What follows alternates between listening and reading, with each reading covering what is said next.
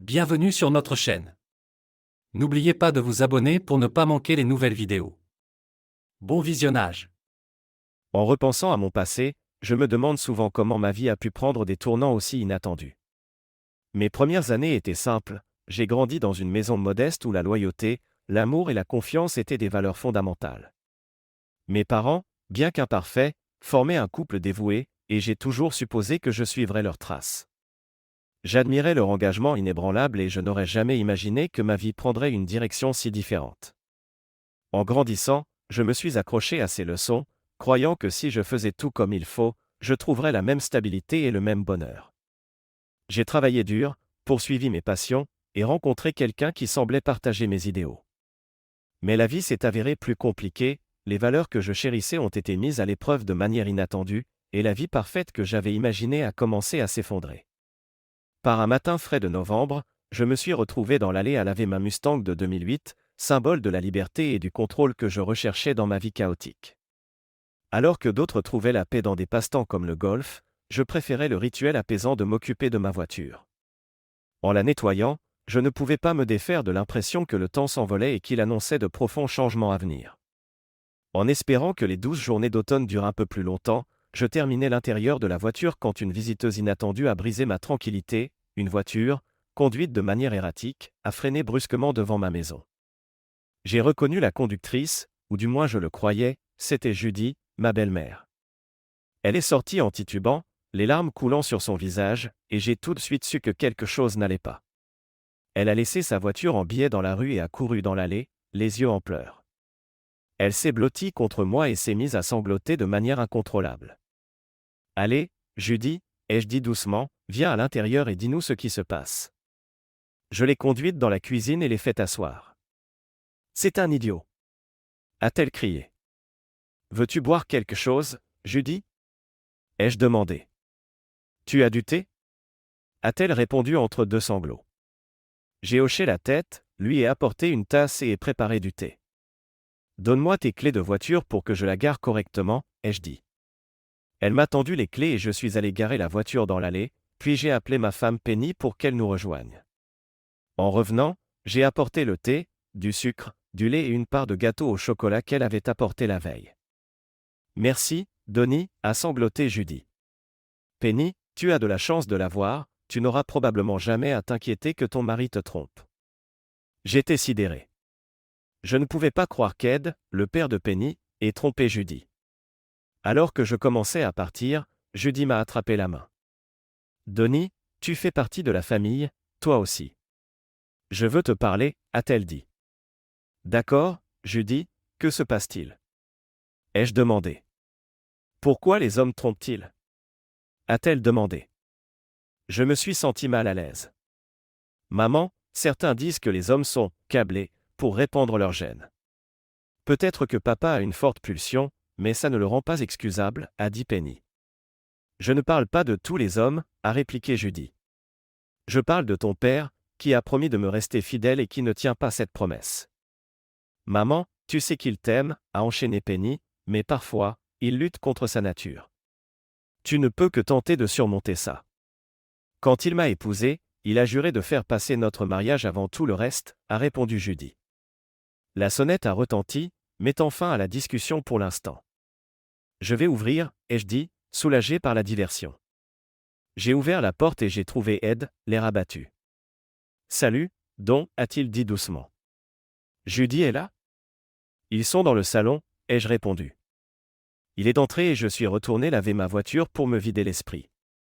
Alors que je me concentrais sur la tâche, j'ai entendu un petit rire derrière moi, deux bras m'ont enserré la taille et une mèche de cheveux bruns est tombée sur mon épaule.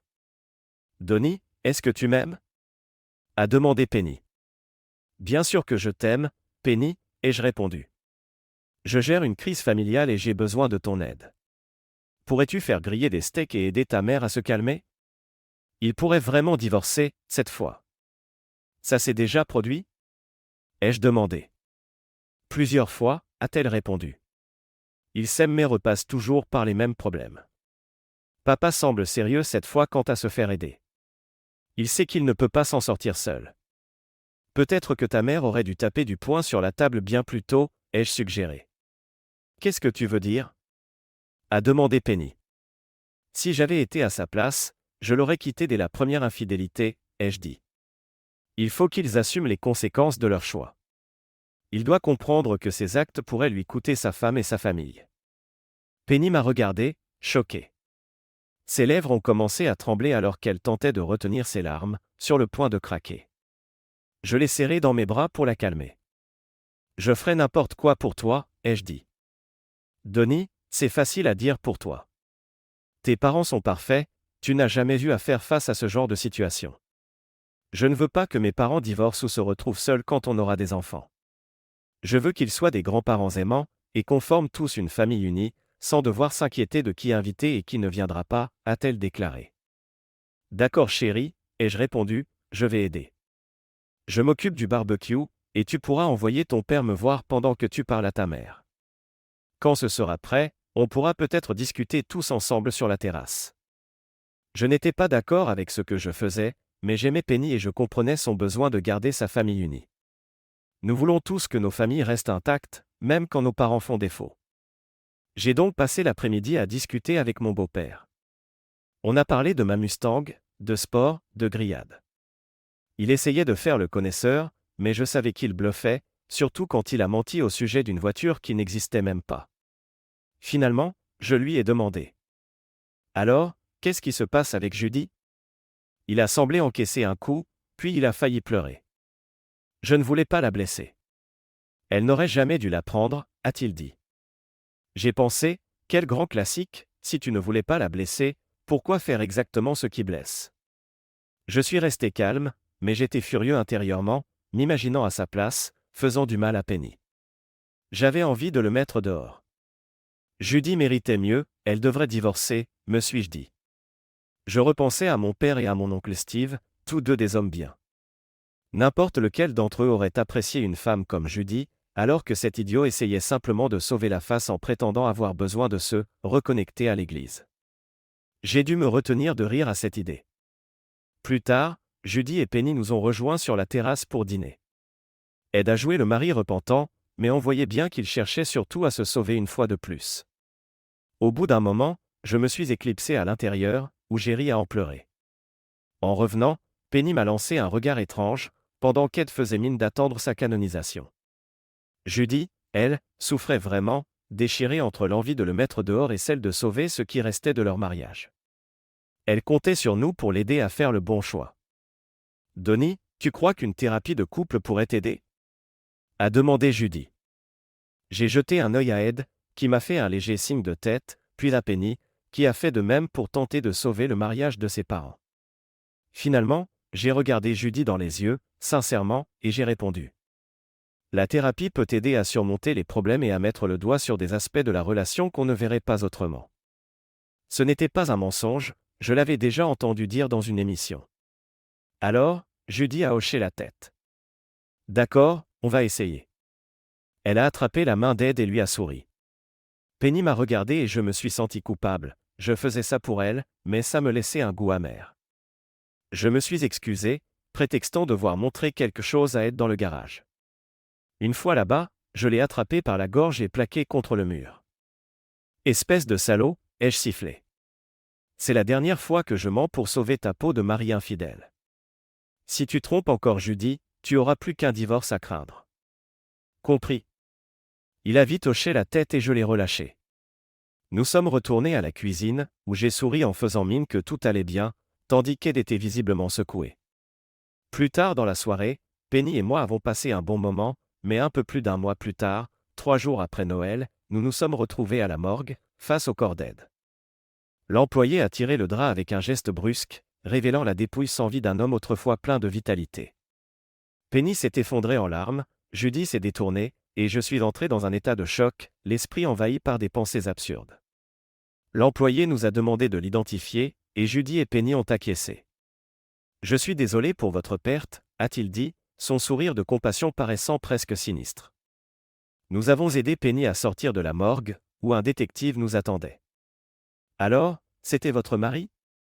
A-t-il demandé à Judy. Elle a hoché la tête en me serrant la main. Quand il n'est pas rentré cette nuit, je me suis inquiété, a-t-elle dit. Ed appelait toujours quand il allait être en retard. Le détective nous a offert un café, que j'ai refusé en voyant l'état de la cafetière. Que lui est-il arrivé ? A demandé Penny. Je ne peux pas révéler les détails de l'enquête, a-t-il commencé, mais ce sera bientôt dans les journaux. Votre mari, votre père, jeune dame, a été trouvé au Sly Easy Motel sur Sycamore Avenue. Une femme hystérique se trouvait avec lui. Le mari de cette femme les a surpris, a défoncé la porte et, eh bien, il a gardé la dernière balle pour lui-même. Vous devriez retourner à la morgue pour lui dire au revoir, a suggéré le détective d'un ton plus doux. Ce ne sera pas nécessaire, a répliqué Judy, froidement. Pas de problème, a repris le détective. Nous avons des preuves claires, l'enregistrement de sécurité montre l'homme qui défonce la porte, votre mari était déjà mort, et on ne voit personne d'autre bouger. Détective, a dit Judy fermement, je voulais dire que je me fiche de l'endroit où il sera enterré. D'accord, a murmuré le détective.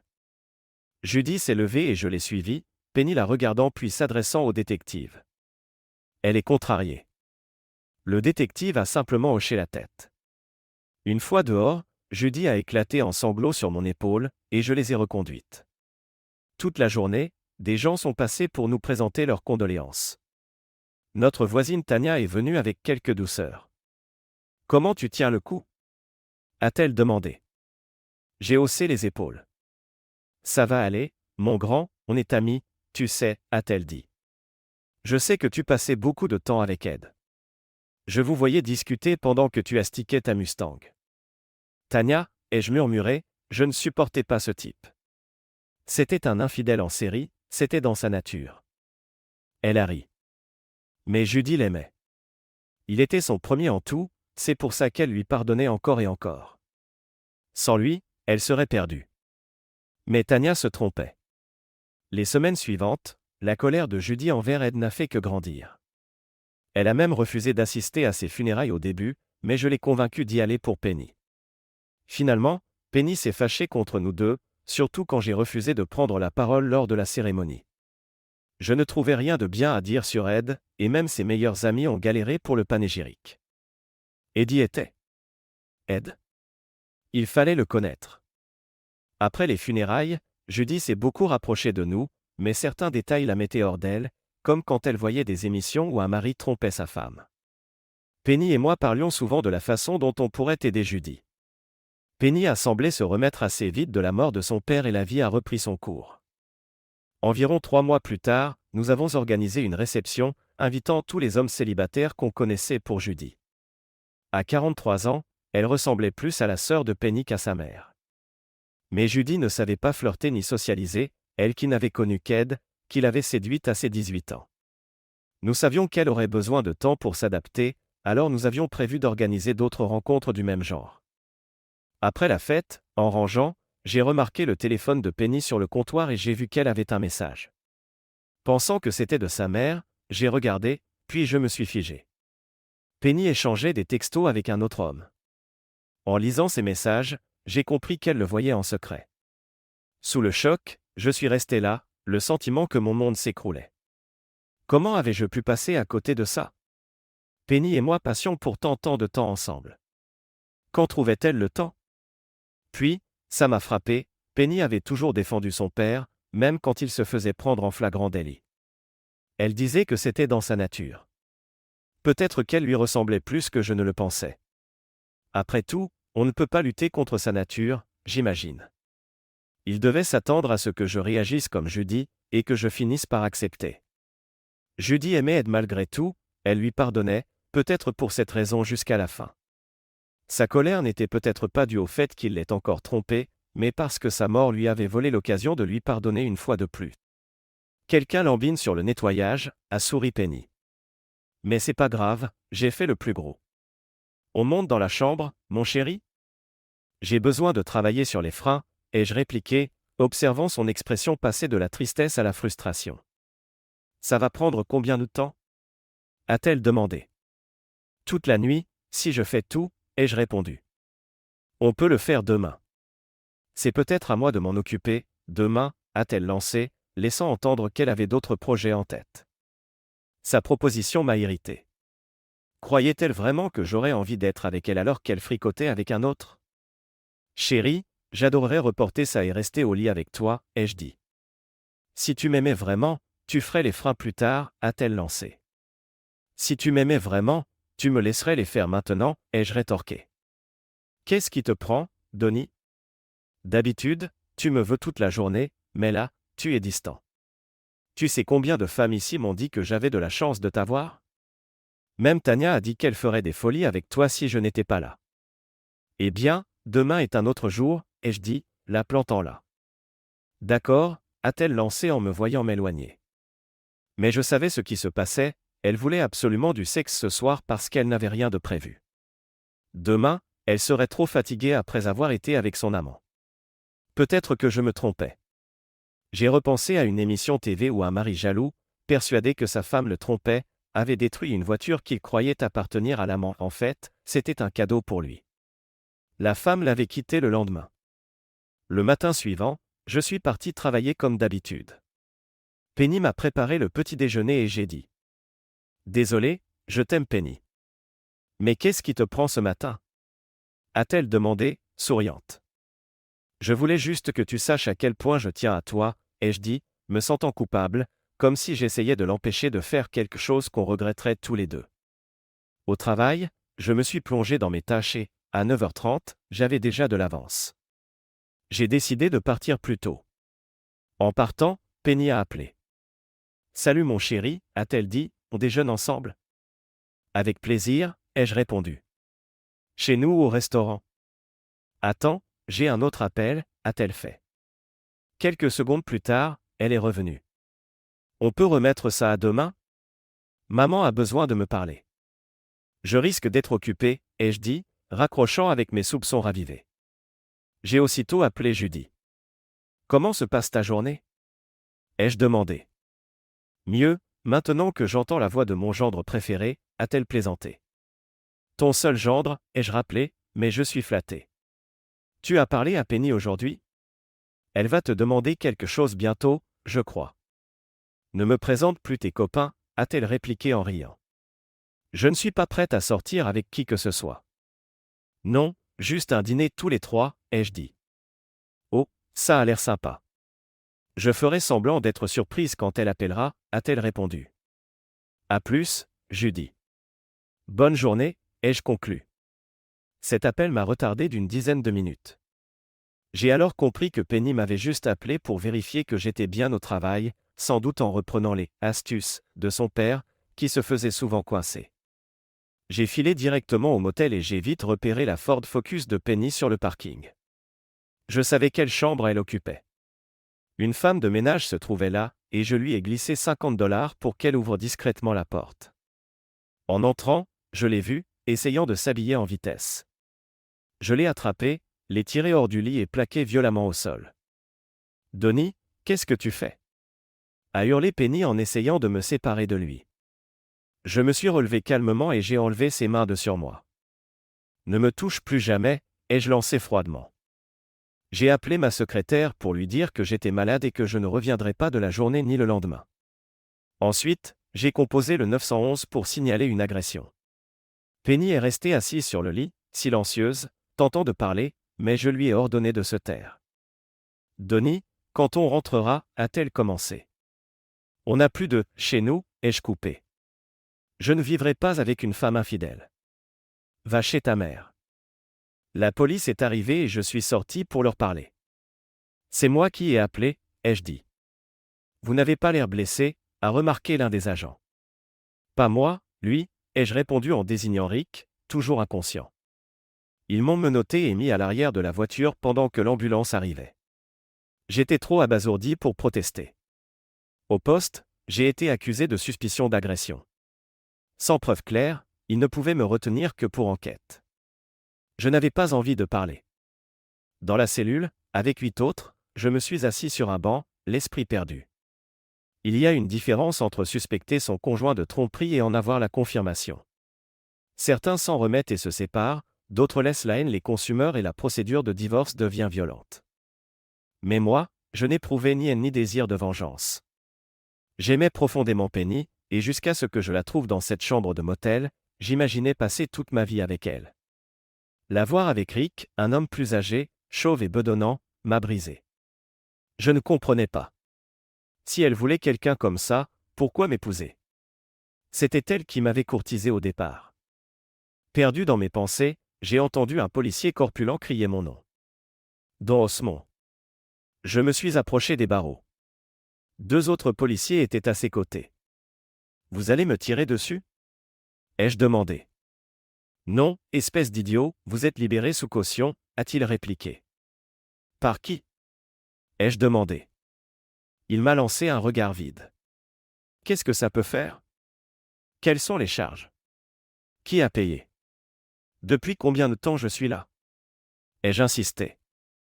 PFF, vous posez trop de questions. Vous voulez sortir ou pas? Officier, ai-je dit en essayant de rester calme, je sais que vous traitez avec beaucoup de gens, mais c'est ma première fois en prison. Si vous pouviez répondre à quelques questions, ce serait vraiment important pour moi. Les 2 autres agents l'ont regardé, et il a soupiré.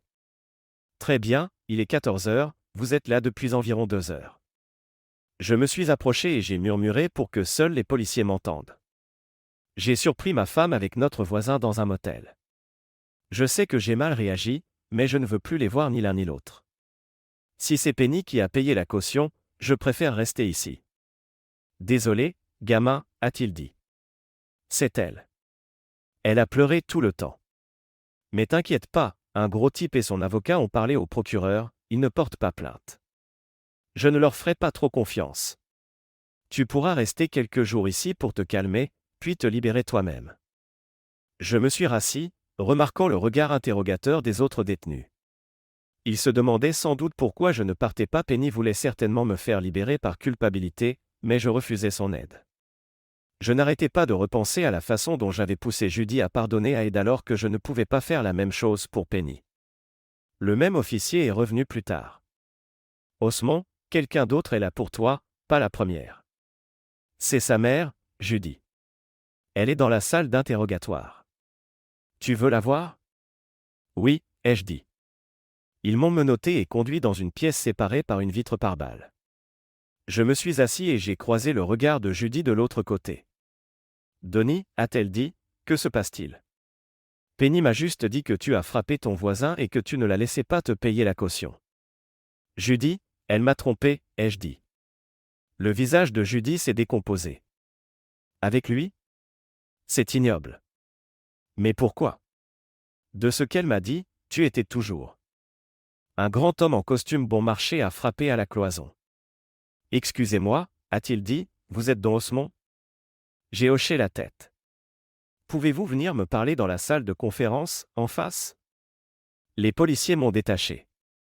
Il n'est pas dangereux, pas la peine de le menotter, a-t-il ajouté. Il est là pour agression, a expliqué le policier, mais franchement, j'aurais fait pareil. Donnie, ne fais rien de stupide, m'a averti Judy. Je sais ce que tu ressens. Je t'appelle demain. Si je sors, je t'enverrai Penny, ai-je dit. Je suis entré dans la salle de conférence où m'attendaient Penny, Rick et 2 autres hommes. Penny s'est levée, et Rick a boitillé vers moi. N'approche pas, ai-je crié. Si l'un de vous tente quoi que ce soit, je retourne en cellule. L'homme assis à la table s'est présenté. Monsieur Osmond, je suis Willis Drummond, le procureur. Monsieur Daniels, ici présent, représente votre voisin. Nous avons une proposition qui pourrait arranger tout le monde. De quoi vous parlez, Willis? Ai-je demandé. Drummond s'est tourné vers Daniels. Expliquez-lui, Charlie. Daniels s'est mis à parler comme s'il s'adressait à un vieil ami. Donc, c'est une situation malheureuse, avec des conséquences émotionnelles lourdes. Pas besoin de vous retrouver avec un casier judiciaire qui vous suivra toute votre vie. Les accusations d'agression et de coups et blessures avec intention de causer des dommages graves, c'est sérieux. Je ne suis pas inquiet, ai-je répliqué. Avec mon niveau d'études et ma spécialité, ça ne ruinerait pas ma carrière. Daniels a avalé sa salive. Pas la peine de condamner un innocent pour un dérapage, a-t-il poursuivi. Un innocent? Qui est innocent ici? C'est moi qui me suis fait avoir, ai-je rétorqué. À cet instant, Penny a éclaté en sanglots. Je croyais avoir une épouse fidèle et un ami de confiance. Je me suis trompé 2 fois, ai-je ajouté. Donnie, Qu'en est-il de Tania? A imploré Rick.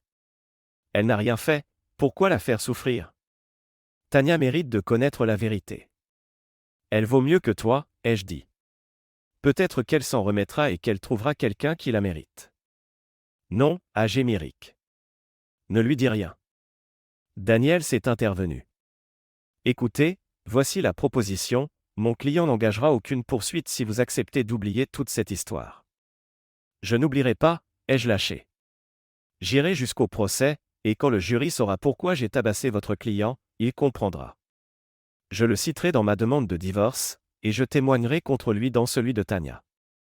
Les quatre se sont regroupés pour chuchoter, puis se sont tournés vers moi. Qu'est-ce que vous voulez? Rien, ai-je répondu. Je ne dirai rien à Tania, je ne porterai pas plainte, mais vous témoignez pour mon divorce, vous retirez vos accusations, et vous ne m'approchez pas à moins de 15 mètres, moi ou mes biens. C'est d'accord, a dit Rick en esquissant un sourire. Très bien. Je vois qu'en ce moment, on est à environ 15 mètres, mais ça ne s'appliquera qu'une fois que je serai sorti d'ici, pas vrai? Ai-je ajouté. Je me fiche de ce que tu fais, elle n'est plus à moi, a marmonné Rick. Je peux partir maintenant? Ai-je demandé. Non. A crié Penny. On ne fait pas ça, Willis, empêche-le. Conduisez-moi au comptoir pour récupérer mes affaires. J'ai besoin de mon portefeuille pour prendre un taxi, ai-je dit. En sortant, j'entendais seulement Penny sangloter. Dehors, Tania m'a abordé en souriant, comme si j'étais un ami de longue date. D'où tu sors, toi? A-t-elle demandé. Mon mari s'est fait agresser récemment, le pauvre. J'ai eu une sale journée aussi, ai-je soufflé. On en parlera une autre fois. Fais dire à ta femme de passer me voir, ai-je marmonné en réalisant que je n'avais plus vraiment de femme. Tania, je n'ai plus de femme, ai-je ajouté en la laissant en plan. En rentrant, j'ai vu que le téléphone de Penny sonnait sans arrêt. Je l'ai laissé faire, puis ça s'est calmé. Ensuite, ça a recommencé, et j'ai vu que c'était Judy. J'ai décroché pour lui demander d'arrêter. Judy, peux-tu, ai-je commencé. Chérie, tu dois. J'ai raccroché. Une demi-heure plus tard, elle a rappelé. Donnie, tu es là? Salut, Judy. J'ai dû donner à Penny du thé avec des somnifères. Elle est hystérique, en train de pleurer, en accusant tout le monde de détruire sa vie. Je veux bien le croire, ai-je soupiré, mais il n'y a pas tant de monde à blâmer. Oh, elle en veut à Rick, qui l'aurait forcé, et à toi pour ta réaction. Donnie, tu n'agis pas comme toi-même. Est-ce que ça s'arrange avec le temps? Ai-je demandé. Non, a-t-elle chuchoté. Ça empire. Tu commences à douter de toi, à te demander ce qui cloche chez toi, pourquoi il ou elle t'a trompé. Tu te compares à tout le monde, et dès qu'il ou elle est en retard, tu penses au pire. Ça ne part jamais complètement, tu ne fais plus jamais confiance à 100%. Judy, je dois t'avouer quelque chose, je t'ai menti, et j'avouais. Quand on essayait de te convaincre de reprendre et de suivre une thérapie, je pensais que tu aurais dû le laisser tomber. Mais tu as dit ce que Penny voulait parce que tu l'aimes, a-t-elle conclu. Oui, c'est ça. Je suis un piètre menteur, quand je parle, mon regard dit le contraire. Ed était un idiot, a-t-elle dit. Aucune des femmes avec qui il t'a trompé ne t'arrive à la cheville, ai-je ajouté. C'est peut-être dans leur sang, a-t-elle répondu. Je n'arrive pas à croire que Penny se soit laissée approcher par ce type dégoûtant. Sans parler d'eux. Elle s'est arrêtée. Donnie, je suis désolé. Moi, je ne suis pas toi. Je ne vais pas continuer à accepter ça juste pour qu'elle recommence. Peut-être qu'elle tient ça de son père, elle disait toujours qu'on ne peut pas aller contre sa nature. J'espère que ce n'est pas vrai, a répondu Judy. On peut dresser des animaux sauvages, les gens peuvent peut-être changer, mais c'est rare. Ça demande beaucoup d'efforts, ai-je acquiescé. Les infidèles resteront infidèles. Qu'est-ce que ça signifie pour nous? A-t-elle demandé doucement. On a deux choix, ai-je dit. Soit on passe à autre chose, on recommence nos vies en sachant qu'on est des gens bien qui ont juste aimé les mauvaises personnes. Toi, au moins, tu as une fille merveilleuse. Moi, je n'ai rien, j'ai l'impression d'avoir perdu mon temps. Soit on reste, en espérant qu'ils changent, mais alors on sera complice de leur comportement. Tu mérites quelqu'un à ta hauteur, et moi aussi. Tu parles à qui, maman? A demandé Penny. C'est Donnie? Il veut me parler? Tu lui as dit à quel point je regrette? Salut, Judy, ai-je dit. On dirait que tu as affaire. Les jours suivants, j'ai parlé souvent avec Judy, et Tania, ainsi que d'autres voisins sont venus me voir. J'ai engagé un avocat et préparé une procédure de divorce équitable. Je voulais un partage à parts égales, même si ce n'était pas juste pour moi, je ne tenais pas à ce que ça devienne un affrontement, mais j'étais prêt à aller au tribunal si nécessaire. Mon avocat a poussé Rick à avouer toute l'histoire, qui durait depuis plus de 6 mois. Rick pensait même qu'il n'était pas le premier. J'ai demandé à Judy si je pouvais passer la voir. En arrivant, elle a ouvert la porte et je l'ai serrée dans mes bras. Penny est arrivée derrière elle. Donnie, tu m'as tellement manqué, a-t-elle dit. Penny, je suis là pour faciliter les choses, ai-je répondu. Je ne voulais pas qu'un inconnu te remette les papiers du divorce, alors je les ai apportés moi-même. Non, Donnie, s'il te plaît, a-t-elle supplié. J'arrêterai. Je ne recommencerai plus, je vais voir un psy. Penny, ça ne sert à rien, ai-je dit. Ce n'est pas la première fois. Mon avocat a interrogé Rick, je sais tout. Ça fait plus de 6 mois que ça dure, et je doute qu'il ait été le premier. Comment pouvais-tu me regarder dans les yeux après ça? Ce n'était que du sexe, a-t-elle dit. Toi et moi, c'est bien plus que ça. Toi et moi, il ne reste plus rien, hormis une alliance dorée. Et cette bague ne veut plus rien dire quand les vœux sont brisés. Donnie, je t'en prie, a-t-elle imploré. Non, Penny. Je ne vivrai pas comme ça. Tu es injuste, a-t-elle protesté. Tu es en train de me déchirer le cœur. Tu m'aimes, bon sang. Penny, ferme-la, s'est écriée Judy. Maman, mêle-toi de tes affaires. A rétorqué Penny. Il est injuste, et toi, tu es qui pour parler comme ça? A continué Penny d'un ton plaintif. Penny, c'est toi qui as tout gâché. Donnie t'aimait, vous aviez un mariage parfait et tu l'as détruit pour une histoire ridicule. Maintenant, assume, a répliqué Judy. Donnie, n'as-tu pas été heureux avec moi? J'ai fait la cuisine, le ménage, tout ce que tu voulais. Pourquoi te focaliser sur mes erreurs au lieu de voir tout le reste? Je ne supporte pas de vivre sans toi. Tu pourrais arranger les choses en me pardonnant une fois. Je jure que je ne recommencerai pas. Je suis sorti de la pièce sans répondre. À la porte, je me suis retourné. Penny, prends un avocat. Je veux en finir et repartir de zéro. En rentrant, j'ai vu Tania de nouveau. Et, Donnie, attends. A-t-elle crié. J'ai soupiré, la voyant traverser la pelouse en short et t-shirt trempé de sueur, sans soutien-gorge. Faut que je te dise 2 choses, a-t-elle lancé. Tania n'était pas aussi mince que Penny ou Judy, mais maintenant que je n'étais plus avec Penny, je la voyais autrement. Pourquoi tu me regardes comme ça? A-t-elle demandé. Pardon, ai-je dit. Je ne devrais pas. Je voulais seulement te dire que Rick et moi sommes là si tu as besoin d'aide, ou juste pour parler. Ça pourrait aussi l'aider, lui, après ce qui s'est passé. Aider les autres peut te rendre plus fort. Mais ce n'est pas ce que je voulais dire, a-t-elle ajouté en souriant. Tu sais que je suis marié, et je ne suis pas ce genre de gars, ai-je répondu. Je sais, tu es un mec bien. Quoi qu'ait fait Penny, j'espère qu'elle se rend compte de sa bêtise. Sinon, moi, je voulais te parler d'une croisière.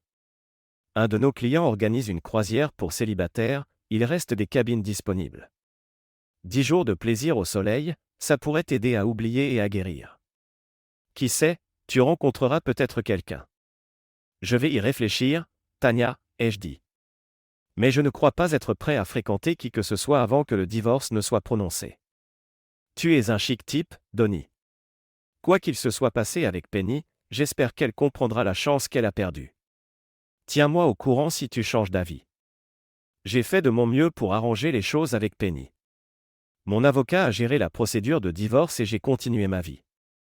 J'ai demandé à mon patron un transfert dans une autre ville et je lui ai expliqué la situation. Quelques jours plus tard, il m'a proposé un poste dans notre usine de Phoenix, qui recherchait justement des ingénieurs. Ça me paraissait idéal pour un nouveau départ, un climat chaud, où je pourrais rouler en Mustang toute l'année. J'étais prêt à tout laisser derrière moi, y compris les souvenirs douloureux. J'en ai parlé à Judy, qui s'est montrée attristée mais a compris. Elle-même, traitant encore de la mort d'Ed et de la trahison de Penny, envisageait de déménager à New York, chez sa sœur et sa mère. Après notre discussion, elle a commencé à y penser sérieusement. Je lui ai fait promettre de ne rien dire à Penny de mon départ. Chérie, je n'ai pas besoin de le faire, a répondu Judy.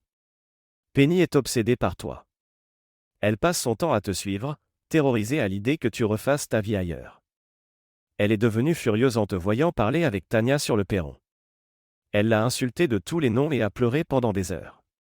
Elle a peur que tu tombes amoureux de Tanya, que tu lui racontes tout et que vous finissiez ensemble. Je comprends, ai-je dit. Donnie, tu l'aimes encore, non? Je t'ai vu lutter pour essayer de la reprendre l'autre jour, mais tu as bien fait de résister. C'est ma fille et je l'aime, mais je t'aime aussi, Donnie. Je n'ai aimé que 2 personnes, et l'une d'elles ne m'aime plus. Il ne me reste donc que toi, ai-je murmuré. Judy a souri et m'a remercié de lui faire confiance. Je me méfiais tout de même de Penny, qui me suivait partout. Un soir, je suis allé au cinéma et j'ai remarqué qu'elle m'observait depuis le parking. J'ai décidé de m'amuser un peu. J'ai fait semblant d'attendre quelqu'un, puis j'ai acheté mon billet via une application et j'ai appelé Judy pour lui demander de laisser croire à Penny que j'avais un rendez-vous.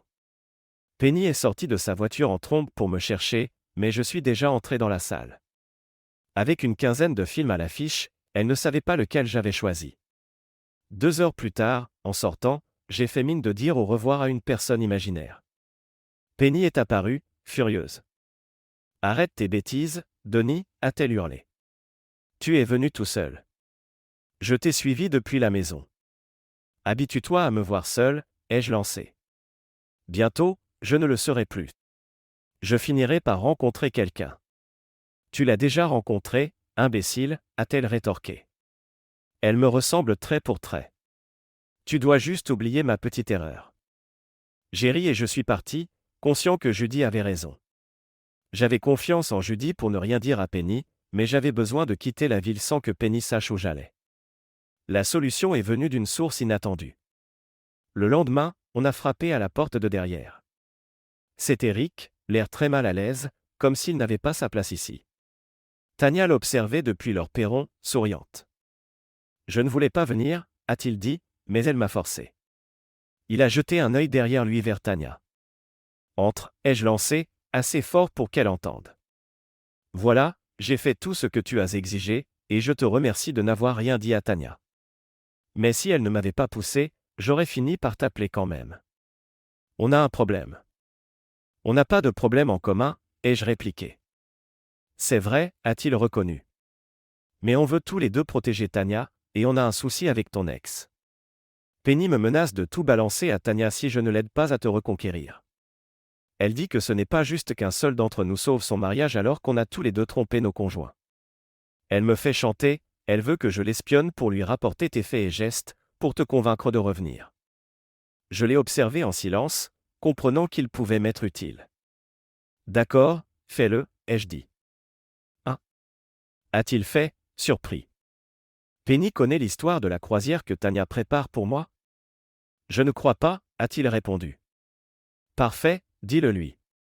Elle va s'imaginer que je serai coincé sur le bateau avec elle, qu'on pourra reparler. Ça va l'occuper. D'accord, a-t-il acquiescé. Je ferai tout pour sauver mon mariage. Très bien, tu peux y aller, ai-je dit. Le lendemain, Tanya m'a appelé. Donnie, Penny a découvert la croisière. Je l'inscris sur la mauvaise, ou je la mets dans une cabine proche de la tienne. Fais-la payer le prix fort, ai-je répondu. Tu m'aides déjà beaucoup. Vous vous remettez ensemble? A-t-elle demandé. Aucun risque, ai-je affirmé. Mais ça m'est égal qu'elle croie autre chose. Ensuite, j'ai commencé à préparer mon déménagement, chercher une maison à Phoenix, contacter des déménageurs et appeler ma future équipe. Je continuais aussi de parler à Judy tous les jours. Le jour le plus triste avant mon départ fut celui où Judy a quitté la ville pour New York. Je suis passé lui dire au revoir, et Penny était là. Elle était tellement concentrée à préparer sa croisière qu'elle ne m'avait pas suivi depuis un moment. Elle m'a accueilli avec un grand sourire. Tu m'as manqué, chérie. Je l'ai ignoré et suis allé directement voir Judy, que j'ai étreinte. Je voudrais que tu sers ta femme comme ça, a dit Penny. Ce n'est pas ma femme, maman, a-t-elle ajouté. Heureusement que tu pars à New York, on dirait que vous êtes un peu confus sur vos sentiments. Judy et moi avons ri. Penny allait emmener Judy à l'aéroport. Au revoir, Judy, ai-je dit, et je te promets de t'appeler. J'espère que tu m'appelleras, Donnie, a fait Penny d'un air enjôleur. Peut-être qu'une fois partie, tu comprendras que ce divorce est une erreur. J'ai remarqué qu'elle avait retiré une grosse somme du compte commun, tout comme moi, mais je n'ai rien dit. Elle paraissait persuadée que ce serait comme une seconde lune de miel. L'idée que nous puissions être sur le même bateau ne l'effleurait pas, ni celle que je puisse rencontrer quelqu'un d'autre. 3 jours plus tard, j'étais prêt à partir. Tania avait tout finalisé pour la croisière. Juste avant que le navire ne lève l'ancre, j'ai appelé Penny. Penny, je ne serai pas à la maison pendant 10 jours, ai-je annoncé. Si tu as besoin de quelque chose concernant le divorce, contacte mon avocat. Merci de prévenir, a-t-elle dit gaiement. Qui sait, peut-être que quand tu rentreras, tu ne voudras plus divorcer. Quelque chose te rappellera à quel point on a besoin l'un de l'autre. Très peu probable, ai-je répondu en riant. Elle a ri aussi. Tu as du mal à admettre que tu m'aimes toujours, Donnie? Non, ça, c'est facile, ai-je dit. Je t'aime encore. J'aimerais juste que tu m'aimes assez pour que je te suffise. Mais je t'aime, gros bêta, a-t-elle dit d'une voix triste. J'ai compris que sans toi, la vie n'a pas de sens. Oui, j'ai fait une erreur, mais elle n'avait rien à voir avec l'amour. Peut-être qu'on trouvera la raison en thérapie. Tu aimes les proverbes, n'est-ce pas? Ai-je dit.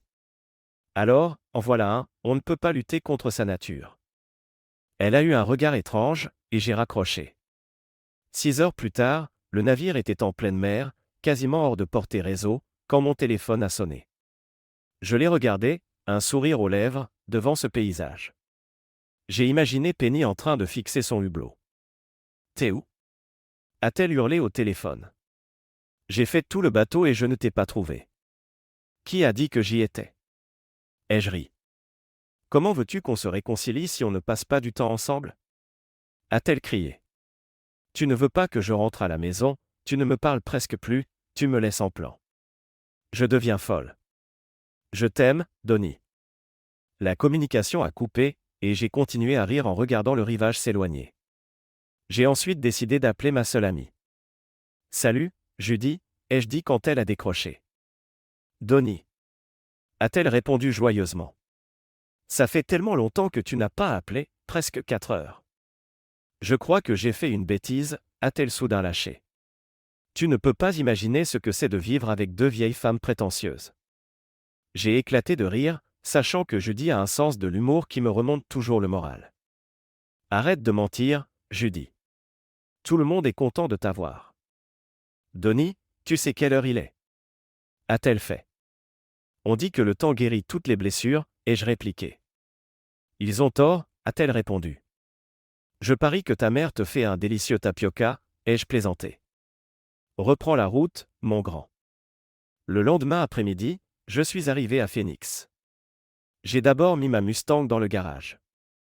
J'étais soulagé de savoir qu'elle ne subirait plus de longs hivers glacés, même si je n'avais pas pensé à la chaleur écrasante et au risque pour la peinture. Les jours suivants, j'ai emménagé et tout installé. La maison était superbe, mais elle ne semblait pas être un foyer, juste un endroit où vivre. La veille de mon premier jour de travail, mon téléphone a sonné. Sans regarder, j'ai décroché. Où es-tu? A tonné Penny. Pourquoi tout est parti? Tu as dit que je pouvais revenir, et la maison est vide. Tu es à la maison, c'est ça? Tu voulais rentrer à la maison, non? Ai-je répliqué. Ce n'est pas ce que je voulais dire. A-t-elle fulminé. Je ne veux pas vivre dans une maison vide. C'est presque aussi terrible que ce divorce que tu insistes pour avoir. N'en parlons plus, ai-je dit. Sans preuve, mon avocat m'a dit que c'était fichu, c'est moi qui suis à ta merci. Donc, j'ai laissé tomber. Vraiment? A-t-elle fait, soulagée. Tant mieux. Alors, où es-tu? Je te rejoins. J'ai redéposé une nouvelle demande de divorce, ai-je coupé. Et cette fois, je ne serai pas aussi arrangeant. Elle a ri. Ça ne change rien. Tu peux intenter toutes les procédures que tu veux, ça ne signifie pas que tu vas gagner. Appelle ton avocat, Penny. Il a déjà reçu les documents.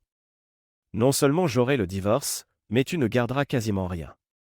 Et au fait, je change de numéro demain. 1 heure plus tard, Penny a rappelé. D'accord, Donnie, tu gagnes. J'ai signé. Comment as-tu obtenu la vidéo? J'ai engagé un détective privé pour prendre ma place sur la croisière. Je savais que tu céderais à tes envies en pensant que j'étais sur le bateau. Je t'ai donné ta liberté, et je n'ai même pas regardé la vidéo. Merci de m'avoir prouvé que j'avais raison. Donnie, je peux changer, a-t-elle gémi. Je ne le pense pas. Et honnêtement, tu ne devrais pas. Tu es libre, fais ce que tu veux. Moi aussi, je suis libre de trouver quelqu'un qui m'aimera comme j'en ai besoin. Donnie, tu comprends pas, a-t-elle pleuré. C'est moi, j'ai ça en moi. Mon père aimait ma mère plus que tout, mais il l'a quand même trompée, et ça ne signifiait rien. C'était juste du sexe. Ils s'aimaient, et elle ne pouvait pas le quitter. Toi et moi, c'est pareil. Tu vas me manquer, et quand ce sera le cas, je serai là. Mais tu regretteras de m'avoir fait souffrir comme ça. 3 semaines plus tard, j'appelais toujours Judy quotidiennement. J'ai remarqué une tristesse dans sa voix. Judy, qu'est-ce qui ne va pas? Ai-je demandé. Rien, a-t-elle dit, un petit coup de blues. Ne me réponds pas comme à un inconnu, dis-moi la vérité. Donnie, j'ai l'impression d'avoir fait une erreur. J'ai presque tout dépensé en impôts et en travaux après avoir vendu la maison. Je n'ai plus qu'un bout de la pension d'aide pour mes dépenses, et ça ne me suffit pas pour acheter une maison ou déménager. Je pensais que vivre avec la famille serait génial, mais après 20 ans à vivre avec quelqu'un, je me sens encore plus seul. Au moins, il te reste ta famille pour t'héberger, ai-je dit. Ah non, c'est impossible. Je ne me suis jamais entendu avec ma sœur, et ma mère n'est pas facile. Tu n'as pas idée de ce que Penny a fait depuis votre divorce.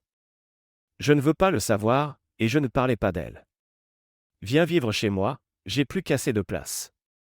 Donnie, tu es fou. Tu es l'ex-mari de ma fille. Plus maintenant. Viens au moins en visite, et si tu n'aimes pas, tu pourras repartir. D'accord, 1 semaine. Je veux juste voir si tu vas bien. Judy est venue 1 semaine. Elle sait tellement plus qu'elle n'est plus repartie. On a tout fait ensemble, tourisme, shopping, aménagement de la maison. Au bout d'1 semaine, j'étais désespéré à l'idée qu'elle parte. Le matin de son départ prévu, elle m'a préparé le petit déjeuner et m'a demandé pourquoi j'étais si triste. Parce que notre semaine est finie, ai-je dit. Tu vas me manquer. Tu vas me réinviter, a-t-elle répondu. Tu reviendras vite, alors? Non, a-t-elle souri, et je crois que ça ne te dérange pas. Bien sûr que non. J'ai besoin de toi, Judy, ai-je murmuré en la serrant dans mes bras. Le lendemain, elle a encore fait le petit déjeuner. Je ne peux pas te laisser partir au travail le ventre vide, a-t-elle plaisanté. Et aujourd'hui, c'est moi qui t'emmène. J'ai besoin de la voiture pour faire des courses. Tu ne préfères pas prendre le pick-up? Ai-je demandé. Elle a fait la moue et tendu la main. Étonnamment, ça ne m'a pas posé de problème de lui confier les clés de ma Mustang, alors que je n'avais jamais laissé Penny y toucher. Ce soir-là, nous avons fait griller des steaks et regarder le coucher de soleil. Je me suis aperçu qu'elle n'avait pas fait que du shopping, elle avait décoré la maison de petites touches personnelles qui la rendaient plus chaleureuse.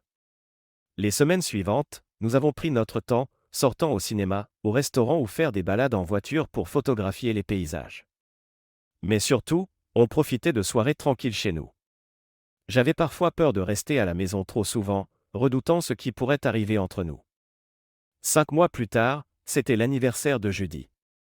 Je voulais marquer le coup, je lui ai offert un collier en diamant et réservé une table dans un restaurant chic. Tout était parfait. Un violoniste est même venu jouer « Joyeux anniversaire » à notre table. Quand j'ai posé le collier autour de son cou, elle a souri, puis m'a désigné quelque chose derrière moi. Je me suis retourné, le serveur se tenait là, prêt à nous servir.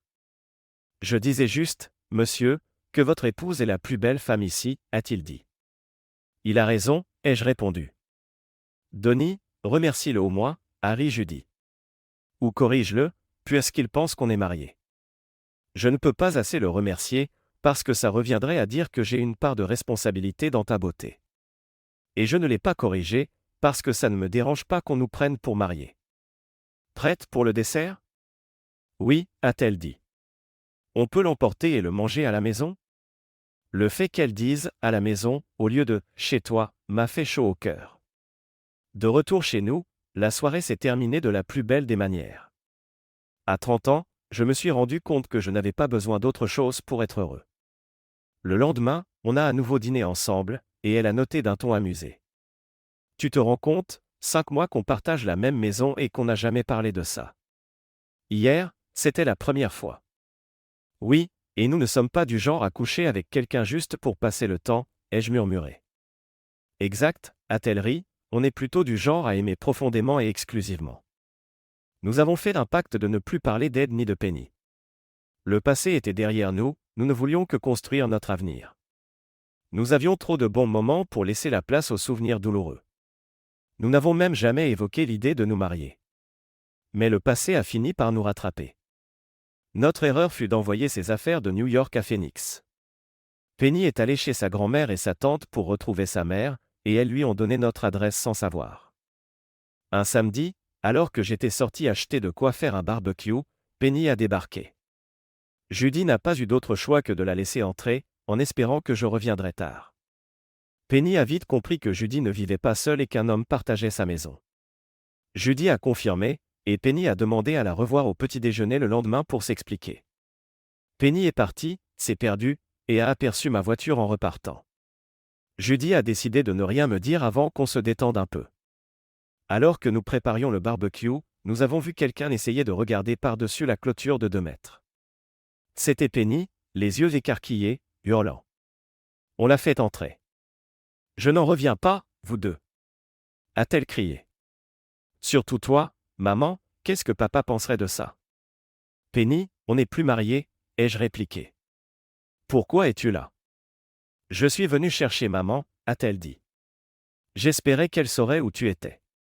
J'ai besoin d'aide. Quel genre d'aide? J'ai presque tout dépensé de l'argent que tu m'as laissé, et je vais perdre la maison. Je voulais qu'on se redonne une chance. Je me rends compte de ma bêtise, a-t-elle dit, l'air triste. Désolé, Penny, mais il n'y a aucune chance, ai-je dit. On ne peut pas lutter contre sa nature, pas vrai? Si, on peut. Si on le veut vraiment, tout est possible. Je jure que j'ai changé, a-t-elle affirmé.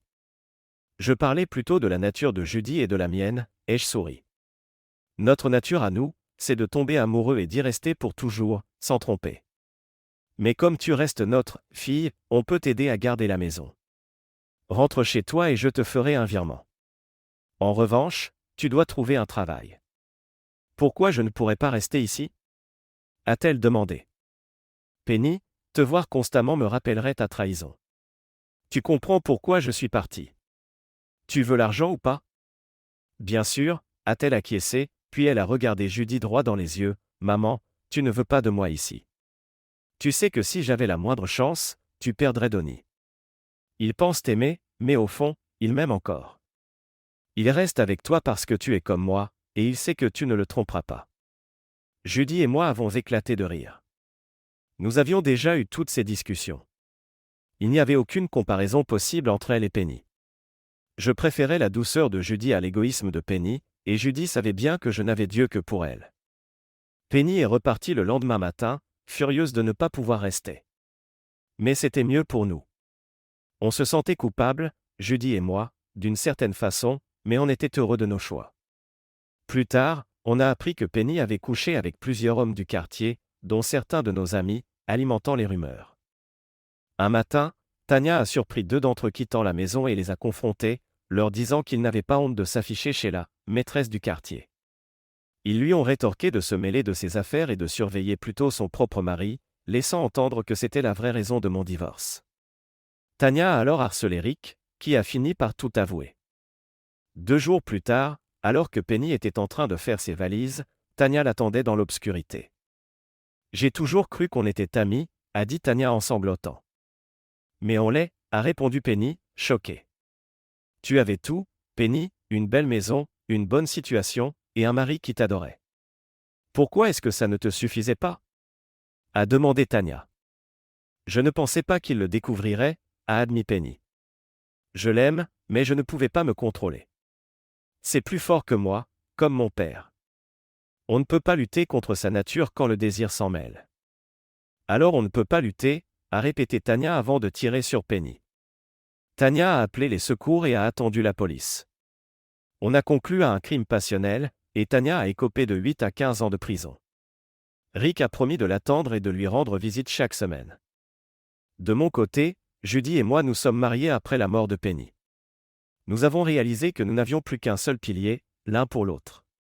Des articles ont parlé de nous, surtout parce qu'il est rare qu'une femme de plus de 40 ans porte des jumeaux à terme. Nous ne les avons pas rappelés Penny ni Ed, poursuivant notre règle de laisser le passé derrière. Nous visitons parfois la tombe de Penny et lui parlons. Sa fin est triste et tragique, et nous ne lui souhaitions pas ça. Même si nous n'y sommes pour rien, nous ressentons un pincement de culpabilité. Ed et Penny étaient prisonniers de leur nature, et c'est un peu ironique qu'elle n'ait pas su apprendre de ses erreurs, finissant de la même manière que son père. On ne peut sans doute pas lutter contre sa nature.